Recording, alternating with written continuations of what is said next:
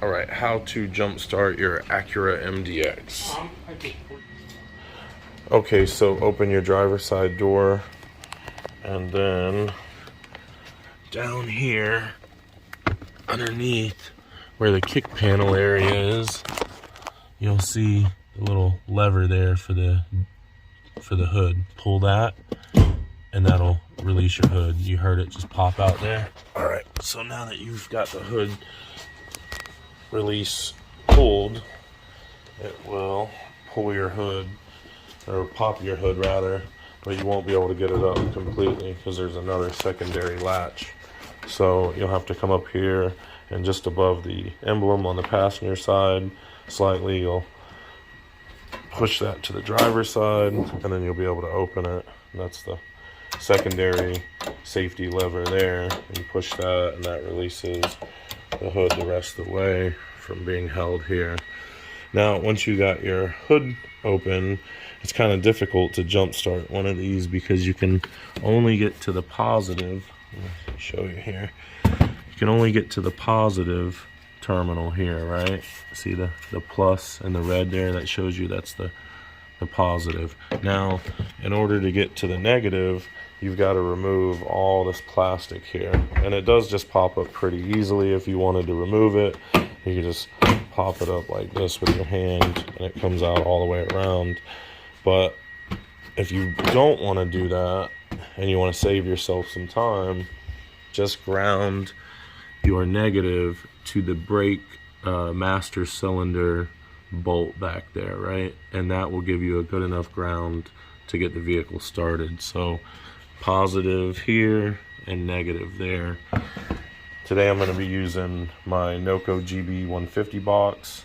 It's at 50%, but it should have enough power to start this vehicle up. So you can use jumper cables from one car to another. You don't have to have a box, but you know, when vehicles are tight in the garage like this, see that? It's easier for me to use these little jump boxes, so that's what I'm going to use.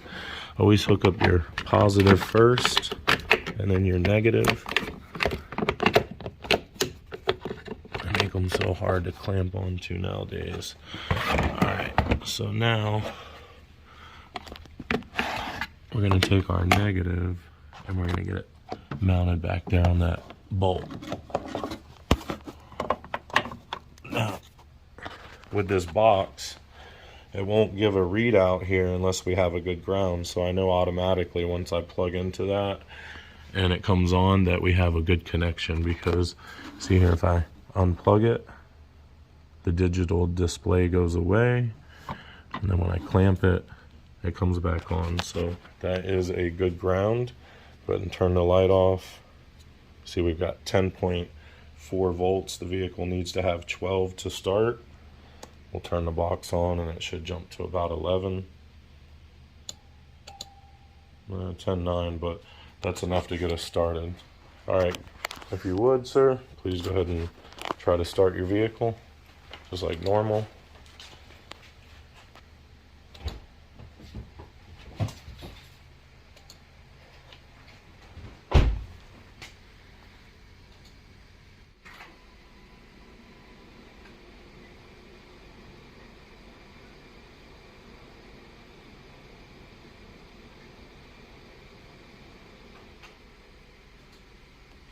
Nothing? It wouldn't start? Hold the key fob really close to the button as you try to start it with your foot on the brake. Okay. Okay. 1 second.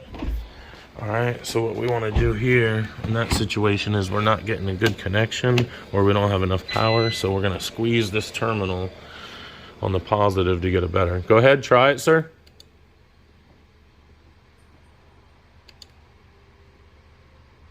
Nothing?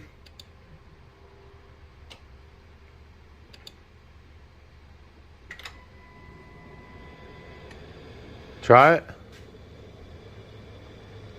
Nothing? Maybe I need more power.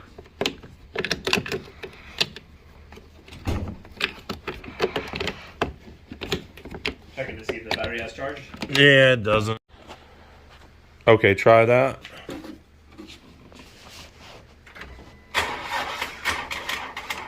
Okay, I just got to get more power. It's not enough power. It's draining it down. Okay, guys, so also if you want to get access to your negative terminal on your battery, just take this plastic, put your hand under it, and just pop it up like so.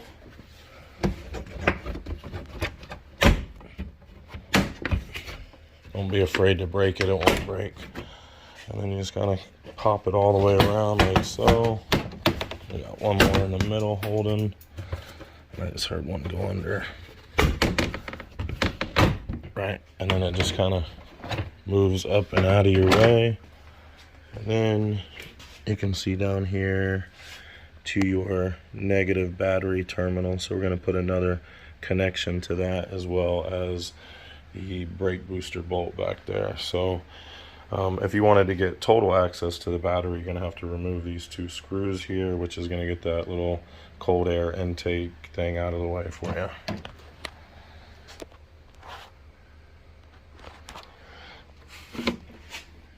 Okay, so got the positive on here, got the negative on here, and then I'm gonna grab my Noco GB70 box and hook that up also. Okay guys, so it is like crazy difficult to get any bite onto any real metal here. See there, that's all we really have got to work with is that tiny little nut there and what you can get on the other nut, on the tensioning nut there. But try to get it on there the best I can, but you can see that's not a good connection. Not the best anyway, but that's how Acura built it, so that's what we got to deal with. Right, turn this light on and we're gonna go back there and connect to that brake booster bolt. If my box has enough cord to it.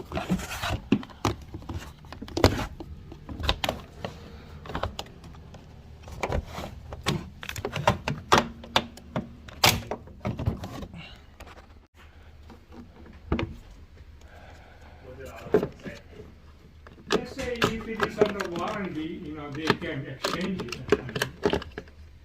I don't know how that works. They're probably thinking that you bought the battery from them. Did you tell them you need your car's warranty? No, I didn't say that. It's a new vehicle, I told them. Okay, go ahead and try that. Give it some gas if it turns over. Oh wait, let me turn this box. Hold on. Hold on, I didn't have the other box on. Okay, try it now. All right, there you go. The battery was very dead, and also my jump boxes were very dead, so I had to use 2 jump boxes to get it started. That's what I call double jumping. Also, as I've pointed out, trying to get any kind of bite on these battery terminals is almost impossible, so you know, it's very, very difficult. Also, in the past on this one, to get a good connection to this one, I've just taken a piece of metal, like a socket extension, and clamped my negative on there and then stuck it on there, or a big flathead screwdriver or something to get to that negative connection down there. But yeah, the boxes were you know, almost completely dead, so it took 2 boxes to get it going. But if you're using jumper cables, you may have to leave the vehicle running for, you know, 15-20 minutes uninterrupted to get it to start up.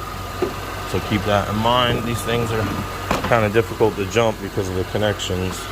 So all right, so when it's time to put this little plastic piece back on, what you want to do is just slide it over the little hood release thing there, and it'll lay down, and then you just snap it all the way around. You'll hear it snap. See how it's loose here, and then it just goes into these little holes here and snaps nice and tight all the way around, and that's it. and shut your hood. You're good. All right, you guys, well, that's how to jump start your Acura MDX. I hope you enjoyed the video. Don't forget to like and subscribe. Drop me a comment at the bottom. Let me know if I helped you out. See you guys on the next video. I'm off to my next call. Bye now.